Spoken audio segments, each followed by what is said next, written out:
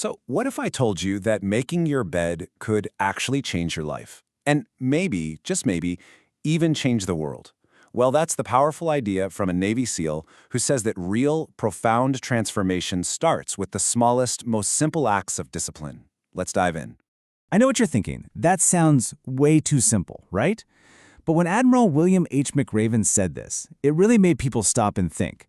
Why would a guy who's operated the very highest levels of the U.S. military focus on something so boring? That's the big question we're going to unpack right now. First, let's be super clear about who we're getting these lessons from. This isn't some self-help guru. We're talking about Admiral McRaven, a 36-year Navy SEAL. He commanded the Special Operations Forces that captured Saddam Hussein and rescued Captain Phillips. So these aren't just feel-good theories. These are rock-solid principles that were forged in basic underwater demolition/SEAL training, BUDS, which is without a doubt some of the toughest military training on the entire planet. And that brings us right to his first and probably most famous lesson. It all begins with doing one single task, but doing it right. See, when you complete that first task of the day, it gives you this tiny little sense of pride, and it actually encourages you to do another task, and then another one. It creates momentum.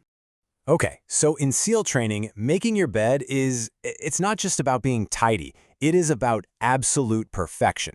The sheets have to be pulled tight, the corners folded just right, the pillow centered perfectly. The instructors even do the infamous quarter bounce test. If a quarter doesn't bounce high enough off the blanket, you fail. And the punishment? You get turned into a sugar cookie. You have to run fully clothed into the freezing surf and then roll around on the beach until you're covered head to toe in wet sand. It's miserable.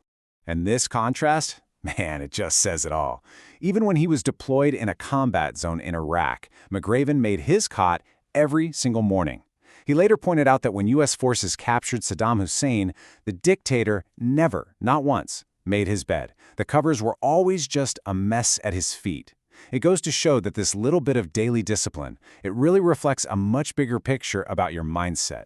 All right, lesson number 2 builds right on top of that. You can't change the world by yourself. McRaven learned that to get through the absolute toughest challenges in life, you have to have a team. You need someone in that boat helping you paddle. And boy, did he learn this lesson the hard way. I mean, it was absolutely brutal. During a parachute jump, another guy's chute opened right in front of him, and it hit him like an airbag going 120 miles an hour. As his own chute deployed, the tangled lines just ripped his lower body apart, instantly separating his pelvis. He said he screamed in pain the whole way down. So there he is, in the hospital, thinking his career is totally over. And yeah, he started feeling sorry for himself. But his wife, Georgianne, she wasn't having any of it. She gave him the tough love he needed, reminding him that he had never quit anything in his life. His friends, his commander, they all rallied around him. And that's when he really understood. You cannot paddle the boat alone. You know, he saw this same exact thing back in training. The best boat crew, the one that always won, it wasn't the biggest, strongest guys. Nope. It was a crew of shorter trainees they called the Munchkin crew. None of them were over 5'5", but they paddled in perfect sync with so much heart that they consistently smoked every other crew. The lesson was clear. You need a team, and you should always measure people by the size of their heart, not the size of their flippers.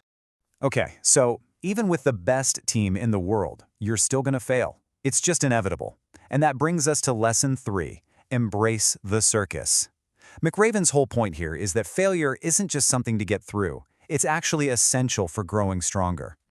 So, what is the circus? Well, at the end of every single day in SEAL training, the instructors would post this list. If your name was on it, it meant you failed an event that day. And your punishment? 2 extra hours of grueling calisthenics, push-ups, flutter kicks, you name it, all designed to wear you down and make you want to quit. But for the ones who made it through, the circus just made them tougher, both physically and mentally. And here's the thing. Everybody ends up on that list at some point. Everyone fails. You just can't avoid the circus. So the lesson is, don't be afraid of it. And McRaven himself? Oh, he lived this, big time. Early in his career, he was actually fired from his command for trying to shake things up and change the culture. It was a huge, humiliating failure. But he used it as fuel. He became determined to outwork and outperform everybody. Fast forward 20 years, and he's an admiral leading thousands of troops in combat. So what's the big takeaway here? It's that your failures, they're not just going to test you, they're going to teach you. They make you stronger for all the tough moments that life is definitely going to throw at you. So don't fear failure, learn from it. And you know, being strong enough to fail, to get back up, that prepares you for the next lesson. You gotta find the courage to stand up to bullies. Whether it's a real physical threat or some kind of psychological one, bullies always get their power from your fear. Okay, check this out. One of the big final tests in SEAL training is this crazy long 4-mile swim at night through the Pacific Ocean in waters that are literally a breeding ground for great white sharks, makos, and hammerheads. And the instructors tell you, look, if a shark starts circling you, you stand your ground. You don't swim away. You don't show fear. You punch it square in the snout and it'll go away. It takes courage to get through. Years later, McRaven would face a very different kind of shark. Saddam Hussein. I mean, this guy was known as the Butcher of Baghdad. He terrorized his entire nation for decades. His thugs brutalized innocent people, and he even executed his own generals. He ruled through pure, unadulterated fear. But here's the absolutely wild part. Even after he was captured, when Saddam was brought before the new leaders of Iraq, you could still see the fear in their eyes. It was unmistakable. His power was totally gone, but his intimidation was still there. It took incredible courage for them to finally stand up to the tyrant who had haunted their lives for so long. Bullies, whether they're in the ocean or a palace, they feed on your fear. And that all leads us to the final lesson. And honestly, this might be the most powerful one of all. It's about how, in the absolute darkest moments, one single person can give hope to everyone else. It's about finding a way to start singing when you are up to your neck in mud. Okay, picture this. It's Wednesday of Hell Week. The trainees are in the Tijuana mud flats, neck deep in this freezing, disgusting mud.